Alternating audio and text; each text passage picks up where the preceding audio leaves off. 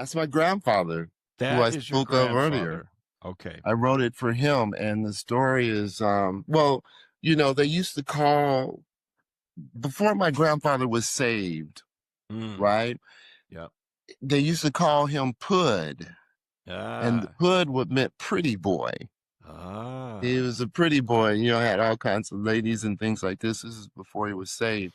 yeah. And I remember, like, when I first moved to New York, you know how sometimes you're so influenced by so many great musicians that you want to be like them, and you see that these are the cats that are getting all the recognition, so you want to be like that. I want to, you know, Absolutely.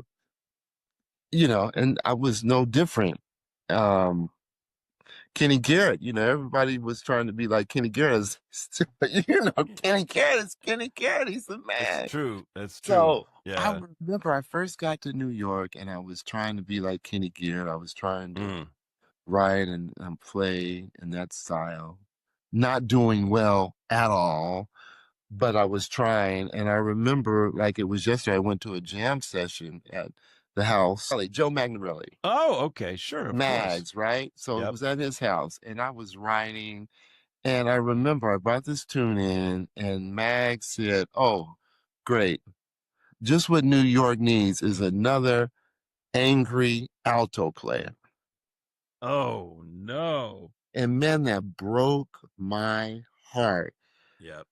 But I went Wow. home and I was like, you know what? He's got a point. Mm. He's got a point, because what I'm trying to do is I'm trying to be someone else who I'm not. And it's not Ah, coming out the way I yep. want it to come out, because everybody knows Kenny Garrett is beautiful. Right. E- Every aspect of his playing and his Sure. personality is beautiful, everything. Right. Yep. But me trying to be someone that I'm not, that in itself is going to come out like it's not going to be Yeah. genuine. It's not going to be, Wow.